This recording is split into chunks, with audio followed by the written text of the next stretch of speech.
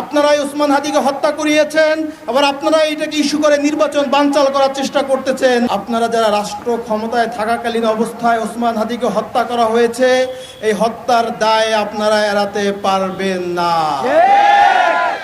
আপনাদেরও বিচার হবে। শহীদ ওসমান হাদির গোটা খুনি চক্রকে জাতির সামনে উপস্থাপন করুন।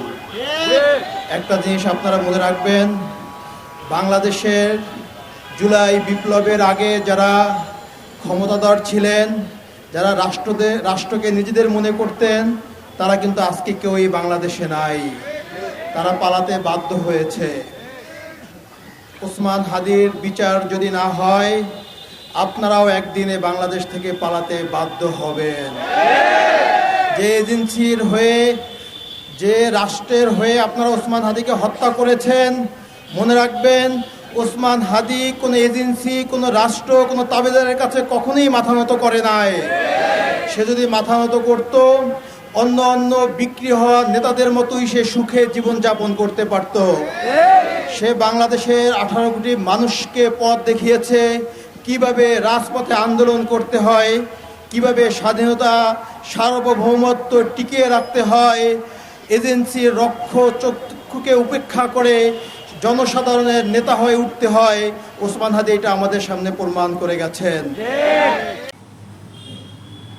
উসমান হাদিকে যে বাংলাদেশে খুন করা হলো প্রকাশ্য দিবালোকে, কে করলো এবং কার সবচেয়ে বেশি লাভ?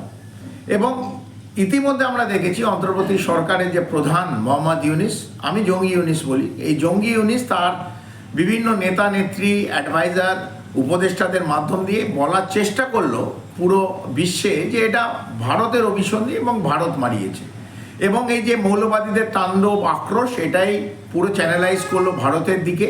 এটাই ওদের একমাত্র উদ্দেশ্য ছিল। এবং এই একই কপি বুক আমরা বারবার পাকিস্তান কাশ্মীরের বিরুদ্ধে যেসব করেছে একইভাবে দেখেছি। এবং এটা যে আইএসআই প্লট, এটা আজ কারোর মনে একটি মাত্র আয়োটা অফ ডাউট নেই।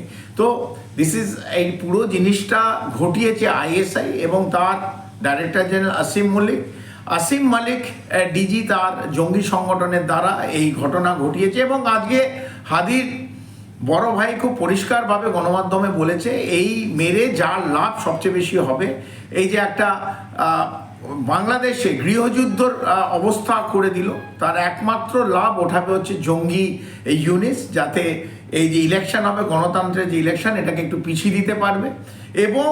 এবং একটা গৃহযুদ্ধ, একটা আনস্টেবল বাংলাদেশ, এই যে মুহূর্তটা সবচেয়ে লাভ হচ্ছে আইএসআই এবং যে পুরো খেলাটা খেলাচ্ছে। কারণ আইএসআই পাকিস্তানের হাতে আর্থিক যে সাহায্য তুলে দিচ্ছে, যে অস্ত্রশস্ত্র তুলে দিচ্ছে, যে কোনো মুভমেন্ট করতে গেলে আর্থিক সাহায্য চাই এবং একটা প্লট চাই। এবং সবচেয়ে বেশি লাভ যার হবে সে আর কেউ নয়, মার্কিন যুক্তরাষ্ট্র, ডিপ স্টেট এবং সিআইএ। এই পুরো খেলাটা খেলাচ্ছে হচ্ছে সিআইএ। এই প্ল্যানটাও করেছে সিআইএ। দেখেছে হাদি এবং শিকদারের এই নতুন যে গোপদারি ছাড়া নেতা উঠে আসছে, তাদের মারলে একটা গণরোষ বাংলাদেশে হবে। একটা এই মৌলবাদীদের হাতে, জঙ্গিদের হাতে, যাদের হাতে বাংলাদেশ, তারা সবাই রাস্তায় নেমে পড়বে এবং খুব সহজভাবে বাংলাদেশকে একটা আনস্টেবল রাষ্ট্র বানিয়ে নেওয়া যাবে। তার জন্য প্রচুর টাকা পাম্প করেছে। কারণ রাত 12টা থেকে ভোর 4টে অবধি এই যে মৌলবাদীদের তাণ্ডব, উল্লাস, ভাঙা গণমাধ্যমের যে অফিস, ইলেকট্রনিক প্রিন্ট মিডিয়া, প্রথম আলো, ডেলি স্টার জ্বালিয়ে দেওয়া, এটা আর সাধারণ বাংলাদেশি আমি মনে করি না। 18 কোটি মানুষ যারা শান্তি চায়, তারা শান্তি, বাংলাদেশের উন্নয়ন চায়, তারা কোনো এই সংবাদ মাধ্যমের অফিস জ্বালিয়ে মানুষ মারবে না, অথবা কোনো হিন্দুকে ল্যাম্পপোস্ট দিয়ে ঝুলিয়ে জ্যান্ত জ্বালিয়ে দিয়ে সেটা উল্লাস করবে না।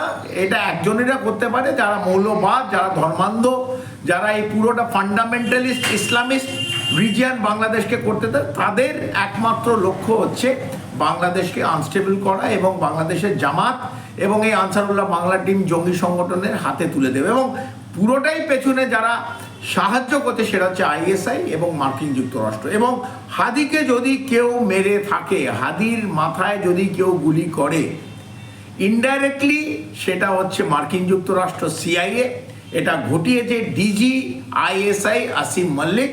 তার যে শুটম্যান আছে, তার যে গানম্যান আছে, সেই জঙ্গিদের পাঠিয়েছিল আর্থিক লেনদেনের দ্বারা, এবং তারা এসে এটা ঘটিয়েছে। এবং যা বাংলাদেশে বিগত এক সপ্তাহ আমরা দেখেছি, এই চিত্র বাংলাদেশের 53-54 বছর আগে দেখিনি। হ্যাঁ, 71-এ হয়েছিল, যখন রাজাকার এবং এই পূর্ব পাকিস্তানের সামরিক বাহিনী ছিল, তারা এই বাংলাদেশিদের মারছিল।